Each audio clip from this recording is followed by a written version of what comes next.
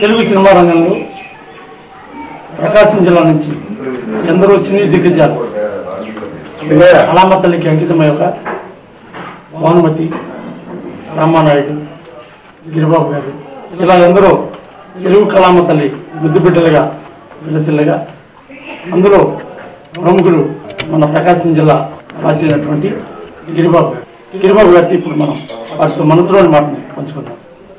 గిరిబాబు గారు నమస్తే.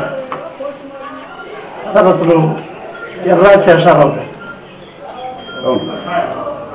రాయనూతల గ్రామం మీ సొంత గ్రామం, మీ గ్రామం గురించి, మీ తల్లిదండ్రుల గురించి. ఎర్రా నాగయ్య గారు మా నాన్నగారు, ఎర్రా నాగరత్నమ్మ మా అమ్మగారు, మా స్వగ్రామం ఇదే. నా పేరు ఎర్రా శేషారావు. అతను సినిమాలో ప్రవేశించిన తర్వాత మా తాతగారు చిన్నప్పుడు నన్ను గిరి అని పిలిచేవాడు. మా తాతగారు అంటే మా నాన్నగారి నాన్నగారు. ఆ తర్వాత ఏంటంటే నేను సినిమాలో ప్రవేశించిన తర్వాత 2 సినిమాలు నేను హీరోగా బుక్ అయినా కూడా వాళ్ళు తీరకపోయారు కొన్ని అవాంతర కారణాల వల్ల. ఆ తర్వాత ఏం చేశారంటే మా తాతగారు పెట్టిన గిరి అనే పేరుని దాన్ని గిరిబాబు అని మార్చి గిరిబాబుని ఇటు పెట్టుకున్నాను.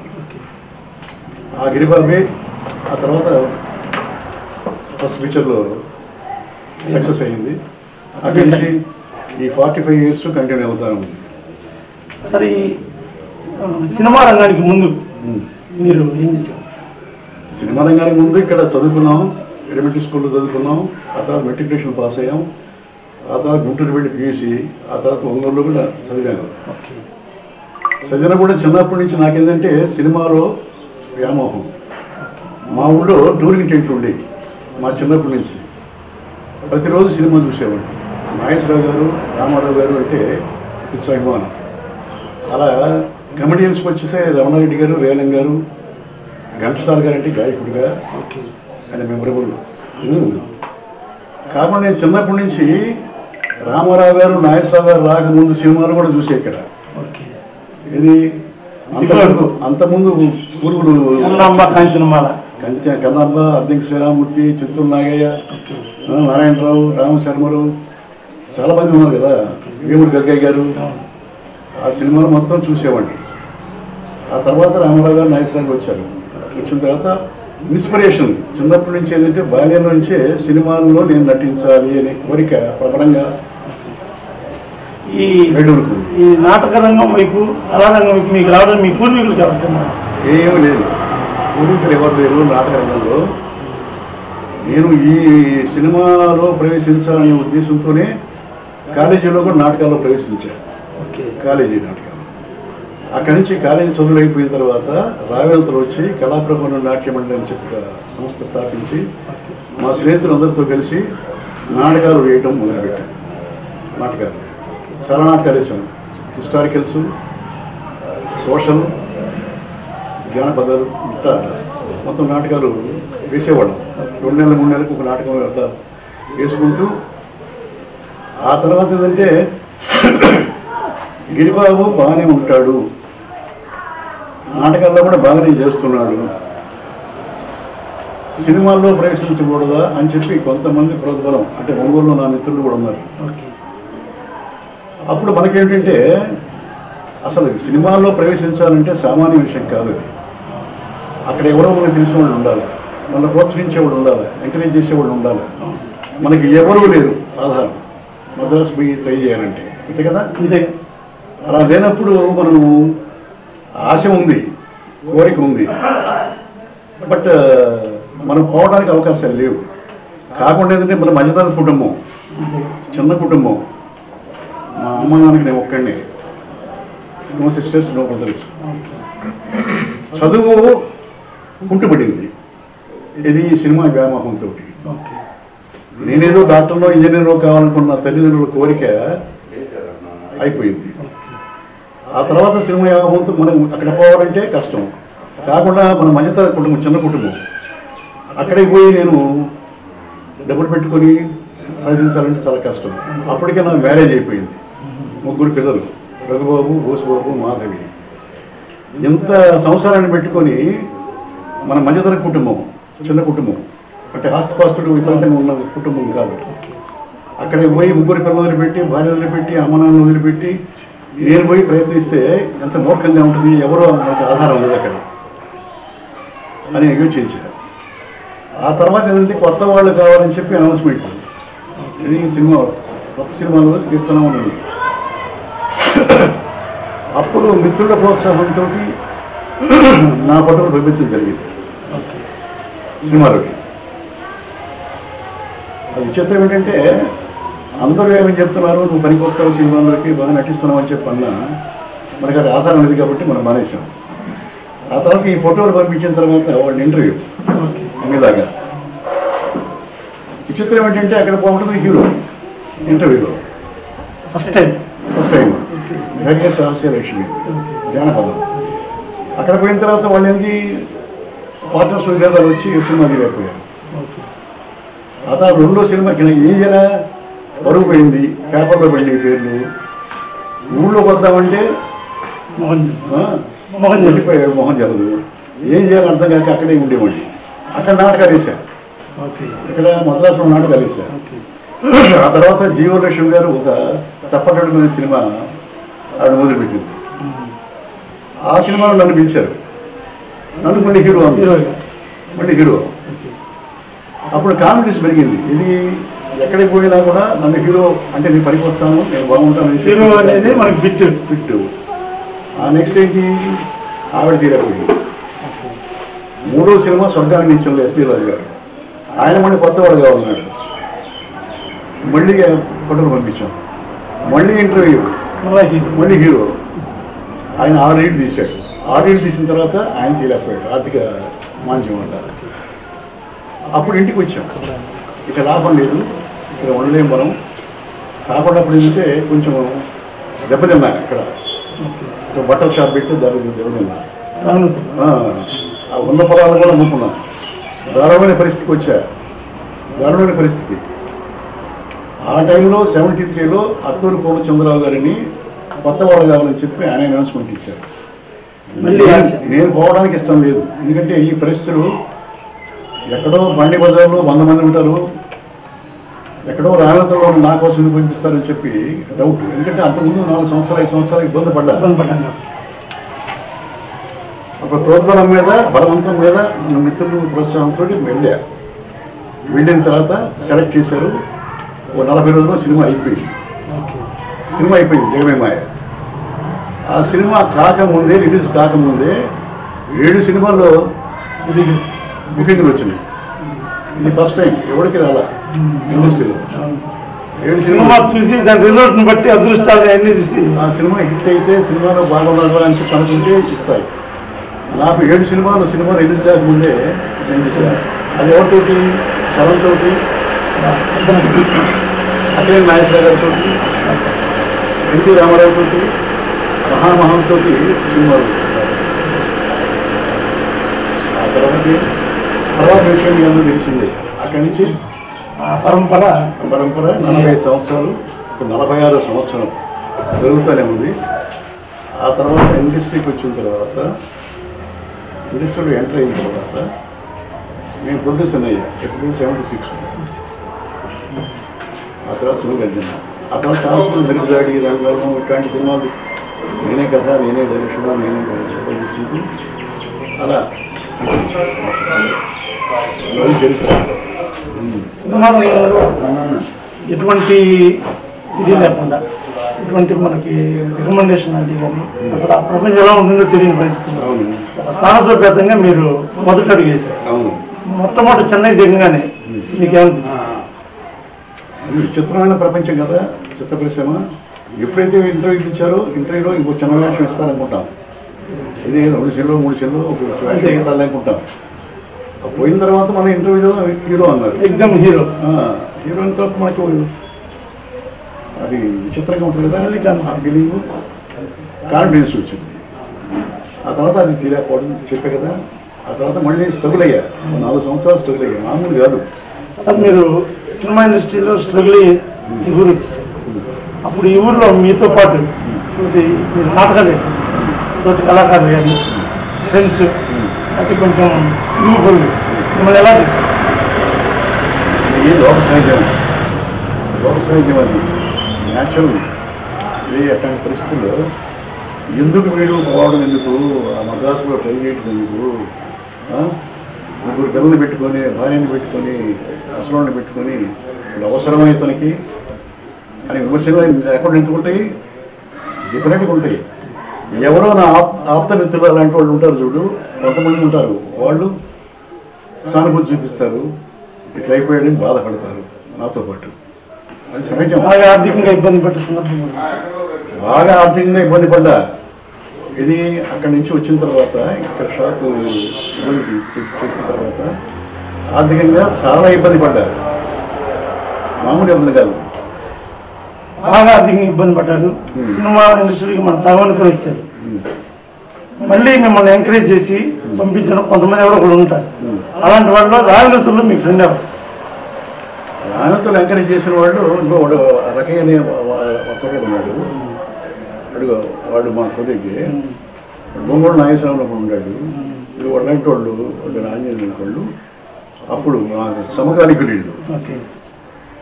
నెక్స్ట్ ఏంటంటే ఒంగోలులో బాబా స్టూడియో నాగేశ్వరం ఉన్నాడు. బాబా స్టూడియో అతను బలవంతం ఎక్కువ. నా ఫోటోలు పంపించేది అతనే, నా ఫోటోలు. ఆ తర్వాత నేను వెళ్ళను, ఏదో పిలిచారులే మళ్ళీ ఇప్పుడు ఎందుకు లాస్ట్ అని చెప్పాను. ఇంటికి వచ్చి బలవంతం చేసి ఎంకరేజ్ చేసి పంపించేవాడు బాబా నాగేశ్వరం. మీరు తర్వాత సినిమా ఇండస్ట్రీకి వెళ్ళటం, విజయ పరంపర, ఈ బాబా స్టూడియో నాగేశ్వరరావు గారిని కానీ ఇక్కడ మీ ఫ్రెండ్స్ కానీ మళ్ళీ ఎప్పుడన్నా కలిసిన సందర్భంలో వాళ్ళతో ఎలా షేర్ చేస్తారు? కలిసింది ఎప్పుడు తెలుస్తూనే ఉంటాను. కానీ నేను రావంతులంటే ఎప్పుడు షూటింగ్ లేకపోతే ఎప్పుడు బిజీగా ఉన్నా కూడా 2 నెలలు 3 నెలలకు వచ్చేవాడిని ఇక్కడికి. ఎట్టి పరిస్థితుల్లో వస్తా రాయవంతులు అప్పటి నుంచి ఇప్పుడు దాకా. సార్ మీరు సినిమా ఇండస్ట్రీలో ఎంతో ఎత్తుకెళ్ళారు. ఎవరైనా ఇండస్ట్రీలో మన వాళ్ళు ఉన్నారంటే వాళ్ళని పట్టుకొని మనం కూడా వెళ్దామని చాలా మంది ట్రై చేస్తారు. అట్లా మీ ద్వారా ట్రై చేసిన వాళ్ళు కానీ మీరు ఎంకరేజ్ చేసి ఇప్పుడు ఆల్రెడీ ఉన్న వాళ్ళు కానీ ఉన్నారా ఎక్కడ? Cinema industry. ఎందుకంటే నేను సినిమా తీశాను. నా close friend Kommineni Shastri artist, వాళ్ళు డైరెక్టింగ్ చేశారు, దేవరాజు చేశాను. నెక్స్ట్ నా సినిమాలో కోడరెక్ట్గా పనిచేసిన రామచంద్రరావుకి పిఎన్ రామచంద్రరావు, వాడికి డైరెక్షన్ సంజారాగం ఇచ్చారు, ఎంకరేజ్ చేశారు. అలా కాకుండా కొంతమంది డైరెక్టర్స్ని చేశాను, కొంతమంది ఆర్టిస్టులని ఎంకరేజ్ చేశాను.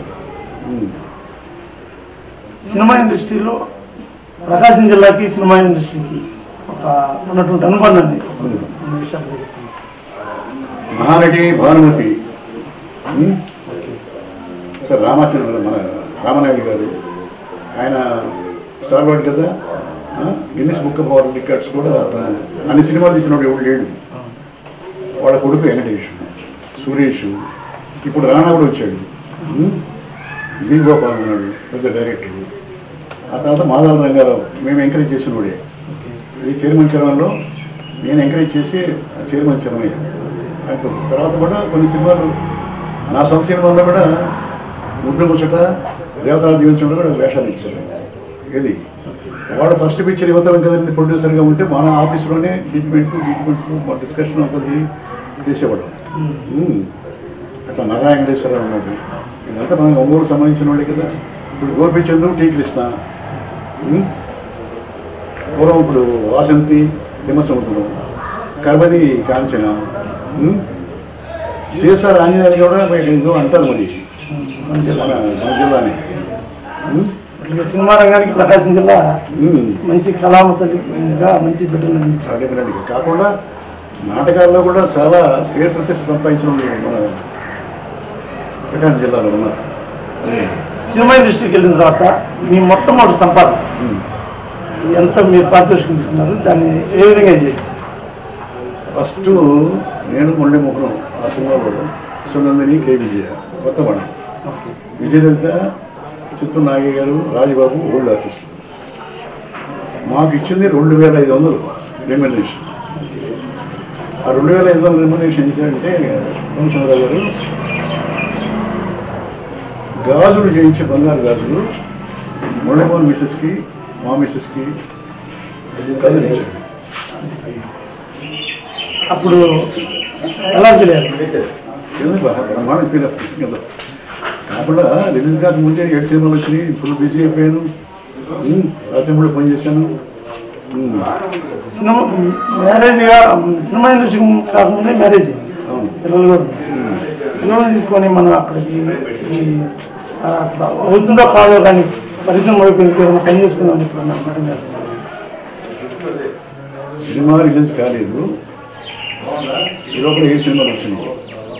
ఇక నాకు స్టాండ్లో వచ్చి ఇక్కడ ఇబ్బంది లేదు అని చెప్పి అనుకున్నాను. నవంబర్ 19th ఫ్యామిలీ పెట్టారు. ఈ లోపల సినిమా రిలీజ్ అయింది. ఫ్యామిలీ పెట్టారు. అదే సంవత్సరం 73 పెట్టారు ఫ్యామిలీ.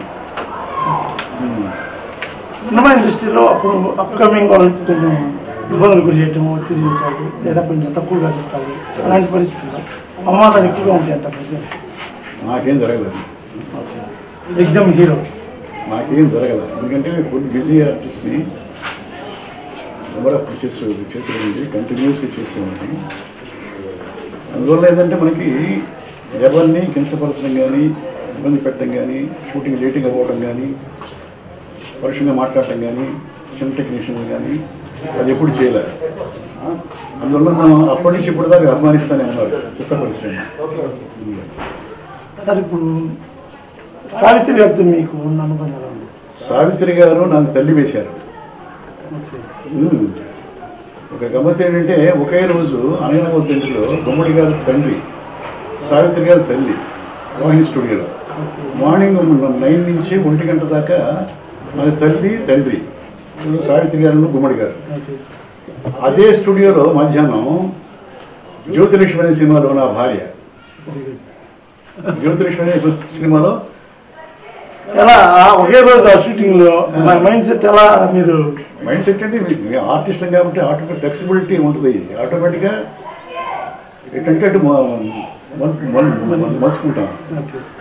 మార్నింగ్ తల్లి, మధ్యాహ్నం నుంచి భార్య సావిత్రి గారితో భార్య కూడా వేసారు. అంటే నా తరం ఆర్టిస్టులు ఎవరు కూడా సావిత్రి గారితో హస్బెండ్ వేయలే. అంతకుముందు సోమరావు వేశాడు. అక్కినే నాగేశ్వరరావు గారు, రామారావు గారు, జగ్గయ్య గారు, కాంతారావు గారు, బాలయ్య గారు వాళ్ళు నటించారు. ఇది సావిత్రి గారికి హస్బెండ్ గారు. మా యంగ్స్టర్స్ తర్వాత తరం కదా మేము వచ్చింది. ఆ తర్వాత తరంలో నేనే వేసింది సావిత్రి గారి భర్తగా. ఇప్పుడు రిలీజ్ అయిన మహానటి సావిత్రి చూశాను. ఎలా ఉంది సార్? చాలా బాగా శ్రమపడి విశదీకరించాడు. చాలా బాగా తీశాడు. అందులోనే పెద్ద హిట్ అయింది ఆ సినిమా. అంటే రియాలిటీ దగ్గర ఉంది. చూపించే పరిస్థితులన్నీ మీరు అప్పుడు ఇండస్ట్రీలో చెన్నైలోనే ఉన్నారు కాబట్టి దగ్గరగా అవి అందులో కొన్న అలాగే జరిగి ఉన్నాయా? జరిగినాయి. ఆవిడ ఉదాహరణ ఎక్కువ, దాన ధర్మాలు ఎక్కువ. కాకుండా జిమిగ్రేషన్ అనేవాడిని చేసుకోవటం పెద్ద తక్కువ. ఆల్రెడీ జిమిగ్రేషన్ పెళ్ళి ఉంది, పెళ్ళం ఉంది, పిల్లలు ఉన్నారు. నెక్స్ట్ పుష్పవల్లిని చేసుకున్నాడు. 3వ భార్య ఎవరు? సావిత్రి. అప్పుడు అందరూ అబ్జెక్ట్ చేశారు. నాగేశ్వర గారు, రామారావు గారు అందరు కలిసి ఎందుకు వచ్చిన గొడవ నీకు, ఇట్లా ఎందుకు చేసుకుంటావు అని చెప్పంటే ఆ వ్యామోహంలో పడిపోయింది. వాడు ఏంటంటే ఆ జిమిగ్రేషన్ వాళ్ళు ఉమనైజర్. ఆడవాళ్ళని ఎట్లా పట్టుకోవాలో ఎట్లా పడేయాలనో అతను అది వెనతో ఇచ్చిన విద్య. సార్ ఇప్పుడు జెమినీ గణేష్కి నాగేశ్వరరావుకి ఒక తగాద రావడం అంటే తెలుగు ఇండస్ట్రీ హైదరాబాద్ ఎట్లా వచ్చిందని దాని మీద జెమినీ గణేష్కి నాగేశ్వరరావుకి తగాద ఏదో గొడవ జరిగిందని? ఏం లేదే, వాళ్ళకి ఏం లేదే. రామారావు గారికి నాగేశ్వర గారికి జరిగింది తప్ప ఆయన ముందు వచ్చేసాడు నాగేశ్వర గారు హైదరాబాద్. ఆయన రావడానికి అవకాశం ఉంటుంది కుదరదా రామారావు గారికి.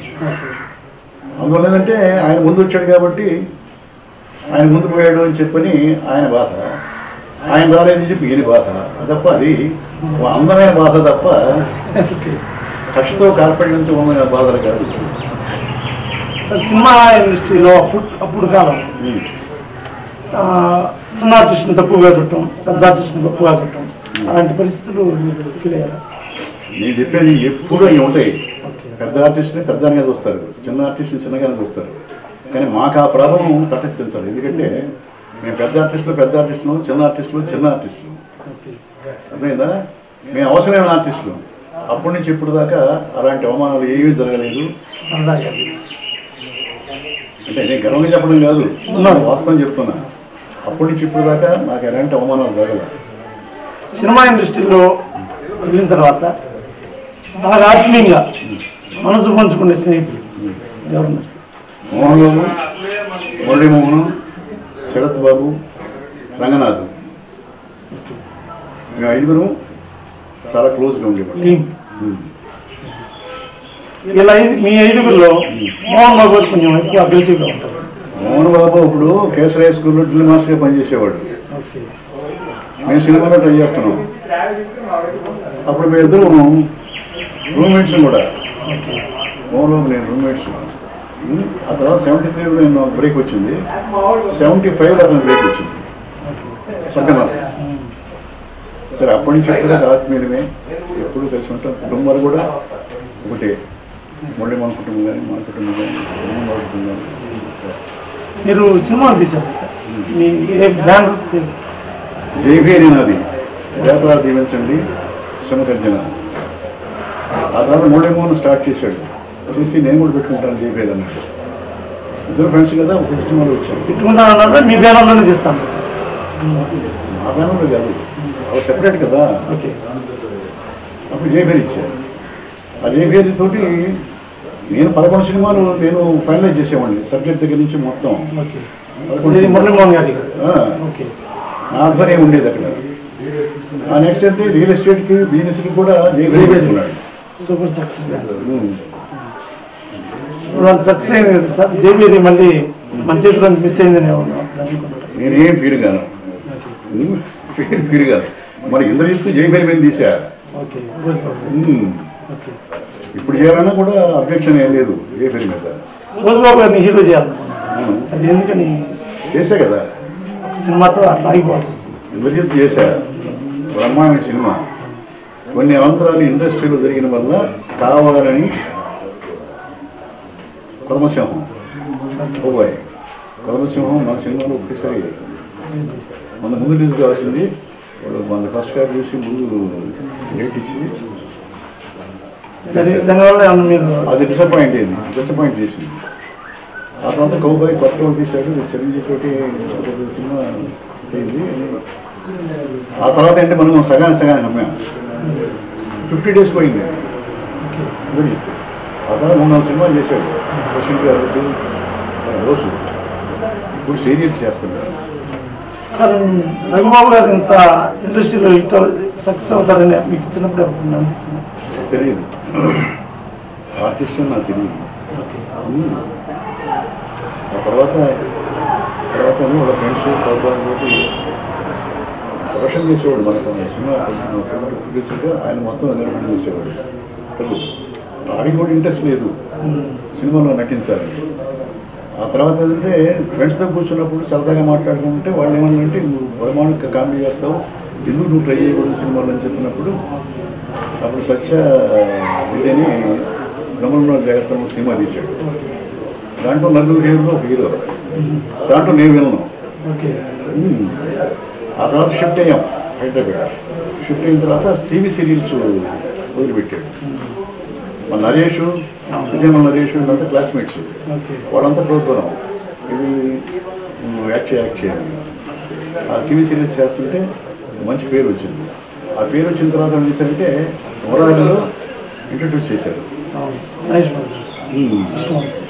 దాంట్లో బాగా చేశాడని చెప్పింది. అతను బిల్లు ఆది ఇంకా మొదలుపెట్టాడు.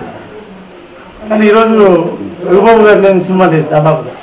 అంత సక్సెస్ మీరు ఎలా కాంప్లిమెంట్ చేస్తారు? ఈరోజు రఘుబాబు గారు లేని సినిమా లేదు, ఎట్లా ఎలా ఫీల్ అవుతుంది? ఎలా ఫీల్ అవుతావు? కొడుకు అంత అద్భుతంగా ఉన్నప్పుడు తండ్రి ఎలా ఫీల్ అవుతాడు? సార్ ఇప్పుడు సినిమా ఇండస్ట్రీలో రామారావు గారికి మీకేమైనా వివాదాలు? శ్రమగర్జన శివపడేటప్పుడు వివాదం వచ్చింది. ఎట్లా సార్? కృష్ణ గారికి రామారావు గారికి అప్పుడు పడదు. ఎందుకంటే కురుక్షేత్రం తీశాడు, ఆయన దానవీర స్వరూపం తీశాడు. సైమల్టేనియస్గా. నెక్స్ట్ అది అల్లూరి సీతారామరాజు ఎప్పటి నుంచో తీయాలని రామారావు గారి కోరిక. ఇతను అల్లూరి సీతారామరాజు తీశాడు. తీసిన తర్వాత చిన్న కాంట్రవర్సీ స్టార్ట్ అయింది. అది అయిన తర్వాత నేను శివగర్జన మొదలుపెట్టారు, జానపదం. రామారావు గారితో శివ వరుడు మొదలుపెట్టారు, అది జానపదమే. రాఘవేంద్రరావు, వణిసి, సత్యనారాయణ ఇదంతా మన శివగర్జన. నేను కృష్ణను, నేను హీరోస్ మన సొంత సినిమా. అప్పుడు దుష్ప్రచారం చేశారు రామారావు గారికి. ఇది గిరిబాబు అనేవాడు కృష్ణని పెట్టి శివపరుడు మందైతే శివగర్జన పేరు పెట్టి సినిమా తీస్తున్నాడు, మనకి పోటీగా అని చెప్పి ఆయన ఎక్కించారు. ఎక్కిస్తే ఆయన నమ్ముతాడు, ఇది బోడా శంకరుడు, ఇది కోపడ్డాడు, ఇది ఎందుకు ఇట్లా చేస్తున్నారు ఇది కొంచెం. తర్వాత చాలాసార్లు చెప్పాను ఇంటర్వ్యూ ఇది. ఆ తర్వాత ఏం చేశారంటే ఇది నాకు తెలిసిపోయింది. టోటల్ ఫ్యాన్స్ కూడా కృష్ణ ఫ్యాన్స్, నాకున్న పెద్ద గొప్ప ఫ్యాన్స్, రామారావు ఫ్యాన్స్ కొట్టుకోవడం కూడా జరిగింది. ఇది ఈ సినిమా స్టేట్లో వర్గాలుగా ఏర్పడి. ఆ తర్వాత ఈ గొడవ తెలిసి రామారావు గారు చెప్పారని చెప్పంటే నేను ఎర్లీ మార్నింగ్ వెళ్ళి అనగారి దగ్గర కూర్చున్నాను. కూర్చొని చెప్పారు, అనగారు ఇది సంగతి, రామారావు గారు, నాగేశ్వరరావు గారు ఇద్దరు రెండు కళ్ళు చిత్తప్రశ్నకి మీ ఆదర్శం చేసుకుని మిమ్మల్ని ఆదర్శం చేసుకొని మేము సినిమాలు చదువుకోవడం మానేసి వచ్చింది, మీ మీద పోటీకి ఎందుకు ఇస్తాము మేము అని చెప్పడం చెప్పి సినాప్సిస్ చెప్పారు.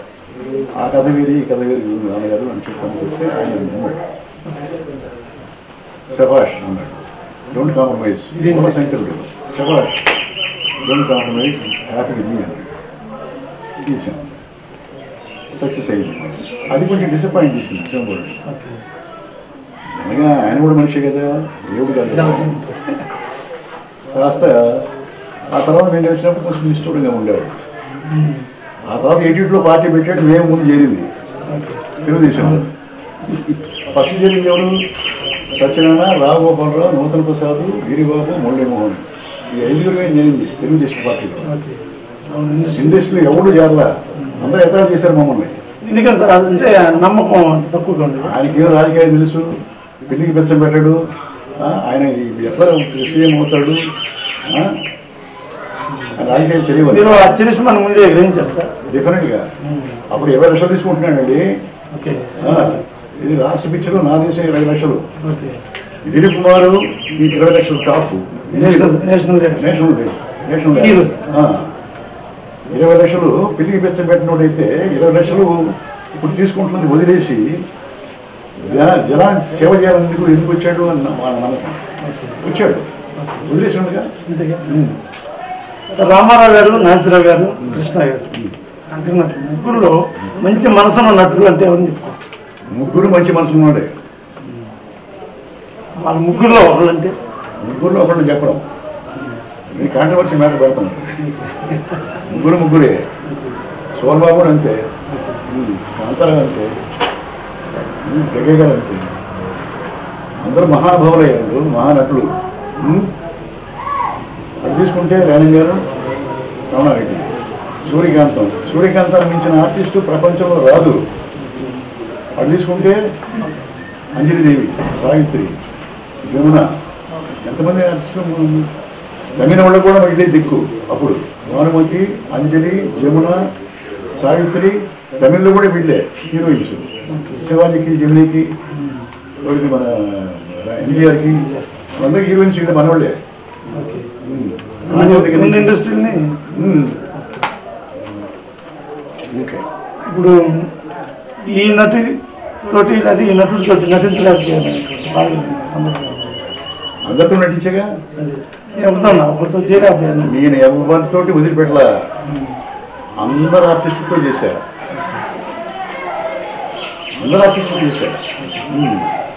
దాసనారాయణ గారికి మీ సంబంధం? దాసనారాయణ అంటే చాలా ప్రేమ, చాలా అభిమానం. చాలా సినిమాలు చేశాను ఆయన డైరెక్షన్లో. చాలా సినిమాలు చేశారు. మంచి మనిషి, పెద్ద ఇండస్ట్రీ, పెద్ద పరిష్కారం లేకుండా స్థానికంగా పరిష్కరించేవాడు. మనసు పెట్టి చనిపోయాడు. ఇప్పుడు సినిమా పరిశ్రమ ఎలా ఉంది సార్? సినిమా పరిశ్రమ పుట్టినప్పుడు ఎక్కడ ఉంటుందో ఇప్పుడు కూడా అట్నే ఉంటుంది. మనిషి రామేశ్వరంలో ఉన్నా, మద్రాసులో ఉన్నా, హైదరాబాద్లో ఉన్నా మనిషి మనస్తత్వం ఒకటిగానే ఉంటుంది, అంతే కదా. అట్లాగే సినిమా పరిశ్రమ కూడా పుట్టినప్పుడు నుంచి ఎట్లా ఉందో ఇప్పుడు అంతే ఉంది. సినిమా పరిశ్రమలో సక్సెస్ఫుల్ రేటు ఓన్లీ 20% ఉండేది. ఎప్పుడు చూసుకున్నా 180 ఫ్లాపులు, 20 సక్సెస్ అవుతుంది. మరి కొత్తగా వచ్చేవాళ్ళు ఏంటంటే మేము సక్సెస్ అవ్వడం అని చెప్పి ఉద్దేశంతో వస్తుంటారు. ఫ్లోటింగ్ ఎక్కువ ఉంటుంది. ఫ్లోటింగ్ వచ్చేవాళ్ళు వస్తుంటారు, పోయేవాళ్ళు పోతుంటారు, కొత్త వాళ్ళు వస్తుంటారు. గ్లామరస్ ఫీల్డ్ అది. సినిమాతో చూసిన హీరోయిన్ ఫేస్ కూడా చూడలేము ఇప్పుడు. సరే ఇప్పుడు సంగీతం, ఇప్పుడు సినిమాలు అంటే వైలెన్స్, ఇప్పుడు పాత సంగీతం మర్చిపోయారు, పాత కథ మర్చిపోయారు. ఈ మధ్య వచ్చిన సినిమాల్లో రాగయుక్తంగా మీరు అన్నట్టుగా మంచి సంగీతం, మంచి కథ అందరికీ ఇప్పుడు హీరో కానీ హీరోయిన్ కానీ విలన్ కానీ క్యారెక్టర్ ఎవరు మాట్లాడినా 50% ఇంగ్లీష్ పదాలతోనే వస్తున్నాయి. మన గ్రామీణ స్థాయిలో ప్రతి ఒక్కరికి అర్థమయ్యే సినిమా అంటే ఏ సినిమా అండి? మన మహానటి చూశారు కదా, బాగానే ఉందిగా. దాని సంగీతం కూడా బాగానే ఉంది మహానటి. అందుకనే హారతి పట్టారు జనం. ఇప్పుడు కూడా ఎరగబడి చూస్తున్నారు. మంచి కథ, మంచి సంగీతం, మంచి సబ్జెక్టు అంటే డెఫినెట్గా తెలుగు భాష రంగస్థలం కూడా బాగా చూశాక అనేక మోక్షపోది భరతం. నేను మంచి సినిమాని ఎప్పుడు ఆదరిస్తారు, చిన్న సినిమాలు ఒకరోజు మంచిస్తారు. ఇప్పుడు రెండో తరం నటులు నడుస్తున్న పరిస్థితి. మీరు నాగేశ్వరరావు గారిని చూశారు, వాళ్ళ అబ్బాయిని చూశారు, వాళ్ళ అబ్బాయిని కూడా చూస్తున్నారు. ఈ వేరియేషన్ ఎలా ఉంది అంటే నాగేశ్వరరావు గారు ఒక్కడనే కాదు, అలా 3 తరాలను వేరే చేస్తే 3 తరాలు 4 తరాలు అయింది ఇప్పటికి. రామారావు గారు, నాగేశ్వరరావు గారు, కాంతారావు గారు, రవి గారు, నెక్స్ట్ కృష్ణ గారు, పవన్ బాబు, కృష్ణరాజు, ఆ తర్వాత మేము, ఆ తర్వాత ఈ ఎవరు మన బాలకృష్ణ, నాగార్జున, వెంకటేష్, ఆ తర్వాత మన వాళ్ళు 5 తరం కదా. వాళ్ళతో యాక్ట్ చేసాం, 7తో యాక్ట్ చేసాం, 7తో కూడా యాక్ట్ చేస్తాం. 5 తరాల్లో నటులతో కూడా యాక్ట్ చేస్తాం మనం. చిరంజీవి, ఇప్పుడు చిరంజీవి, మిగతా నాగార్జున, వెంకటేష్, వీళ్ళంతా ఒప్పుడు కదా. ఆ తర్వాత ఎవరు? మహేష్ బాబు, జూనియర్ ఎన్టీఆర్, పవన్ కళ్యాణ్, రామ్ చరణ్. ఇవల్ల 5 తరాలు చేస్తాం. ఇప్పుడు కూడా చేస్తానుగా 5వ తరంతో కూడా. సార్ మిమ్మల్ని చూసి ప్యాషన్గా మీ స్నేహితులు ఎవరన్నా నేను కూడా సినిమా ఇండస్ట్రీకి వస్తానండి, అర్హత ఉండాలి, జడ్జిమెంట్ ఉండాలి. అర్థంగా చూసుకుంటే ప్రతి వాడు పొద్దున అందంగానే కనిపిస్తాడు, వాడికి వాడు. అర్థమైనా? మాకు ఒక వేషం ఇస్తే, ఒక డైలాగ్ ఇస్తే చించేస్తాం, ఐశ్వర్యంగా పడుకో పెడతామని చెప్పి అంటారు కొంతమంది. వాడిని కొడతారు. ఒక చిన్న డైలాగ్ ఇస్తే 16 రీపులు తింటారు. ఊరికి వాడు జడ్జిమెంట్ ఉండాలి. పక్కవాడు నువ్వు పనికి వస్తావని చెప్పి ఎంకరేజ్ చేయాలి, ప్రోత్సహించాలి. సెల్ఫ్ జడ్జిమెంట్ ఎక్కువ ఇంపార్టెంట్. ప్రతివాడు నేను సినిమాలో యాక్ట్ చేస్తాను, ప్రతివాడు నేను చించేస్తాను, పొడి చేస్తానంటే సాధ్యమైన పని కాదు. మీరు సినిమా ఇండస్ట్రీకి గిరిబాబు కాదు సార్, మీరు ప్రతి పండక్కి దాదాపు ఇక్కడే జరుగుతూ ఉంటుంది. కొన్ని చిన్న పోటీలు, ఊళ్ళో కల్చరల్ యాక్టివిటీస్, ఇక్కడ లోపల మీ స్నేహితులు, నేబర్స్ అంతా మిమ్మల్ని ఏమనిపిస్తారు? అందరూ అభిమానిస్తారు. ఏమని పిలుస్తారు? గిరిబాబు గారు అనిపిస్తారు, లేకపోతే సాక్షారం అనిపించేవాళ్ళు తక్కువ. ఎందుకంటే అప్పుడు పాతరం మా మామ లాంటి వాళ్ళు మన శేషారావు అని చెప్పి అనుకుంటారు, ఎర్రవాళ్ళు శేషయ్య అంటారు. తర్వాత ఏంటంటే అలవాటు అయిపోయింది కదా, గిరిబాబు మంచి పని అలవాటు అయిన తర్వాత అందరూ గిరిబాబు అని పిలుస్తారు ఊళ్ళో. కాకపోతే ఏంటంటే శేషారావు అని పిలిస్తే ఆనందం, ఎర్రవాళ్ళు శేషయ్య నుంచి పిలిస్తే ఆనందం. మీరు గొప్ప నటులు ఈ ఊళ్ళోకి వచ్చినప్పుడు మామూలుగా ఫ్రీగా ఉంటారా, లేకపోతే రిజర్వ్గా అట్లా? వాళ్ళు అడిగండి.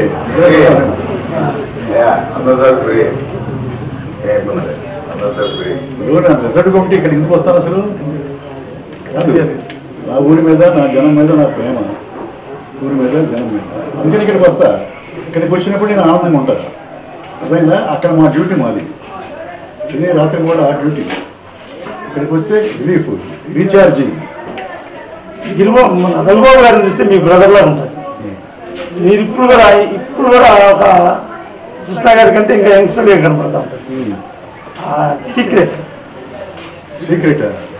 అన్నాడు.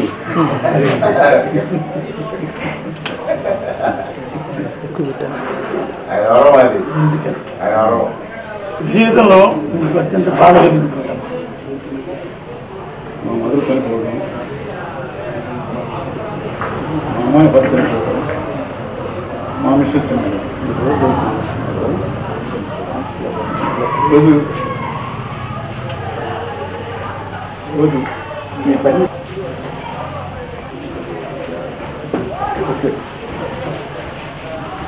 ప్రకాశం జిల్లాలో మీరు కొంచెం రాజకీయాల్లో కూడా మీరు ప్రవేశం పొందారు కాబట్టి ప్రస్తుతం ప్రకాశం జిల్లాకి అవసరాలు ఏవైతే బాగుంటాయి? ప్రకాశం జిల్లా అవసరాలు నాకు తెలియదు. రాత్రి పూట రాజకీయాలు తిరిగే వాళ్ళకి వాళ్ళ తెలుసు కదా. నేను తెలుగుదేశం అప్పుడు రామారావు గారు తీసినప్పుడు దాన్ని కంటిన్యూ చేశాను. రేపు కూడా మనం తెలుగుదేశం అట్టింది. అక్కడ మధ్యలో అటు ఇటు పోయినా తప్ప కొన్ని సందర్భాలు, అవమానాలు, పార్టీలు, చిన్నచూపులు, అప్పుడు ఆటోమేటిక్గా అట్లా వెళ్తారు. అట్లే బయటకు వస్తారు. బయటకు వచ్చిన తర్వాత మళ్ళీ సొంత ఇంటికి చేరుతారు. అంతే కదా. కుటుంబ కలహాలు ఉంటాయి, ఇంట్లో గొడవ పడతారు, మళ్ళీ రకం కావట్లా. సార్ మీరు ఒక కాలేజీ కోసం టీవీపీ నుంచి బయటకు వచ్చాను. అవును, అది జూనియర్ కాలేజీ. జూనియర్ కాలేజీ దానికోసం నేను కార్పస్ ఫండ్ కూడా అందరూ ఊరంతా కలిసి వసూలు చేశాను. ఆల్రెడీ ఇంద్రారెడ్డి ఇప్పుడు విద్యాశాఖ మంత్రి తీసుకున్నాడు. ఓకే అన్నారు. ఓకే అన్న తర్వాత సబార్డినేట్స్ రామారావు గారికి చెప్పాల. తర్వాత లీడర్స్ ఇవ్వాల. అప్పుడు అవమానం పాలయ్యారు. ఎంత కష్టపడి చేసినా కూడా ఊరి కోసం చేసినా కూడా వాళ్ళు ఎందుకు ఇవ్వలేదు, చిన్న కోరిక కదా అని చెప్పని. అంటే 25 విలేజ్ మన కాలేజీ చదువుకోవడానికి కోసం మేము ట్రై చేసాం అందరి ఊరంతా కలిసి. అది ఇవ్వకపోయేసరికి కొంచెం అవమానం పోయారు. అప్పుడు బయటకు వచ్చాము. మళ్ళీ సర్దుకుంటాం, మళ్ళీ రాకపోతాం. Okay sir. తెలుగు ప్రేక్షకులకు మా అభినందనలు. నమస్తే.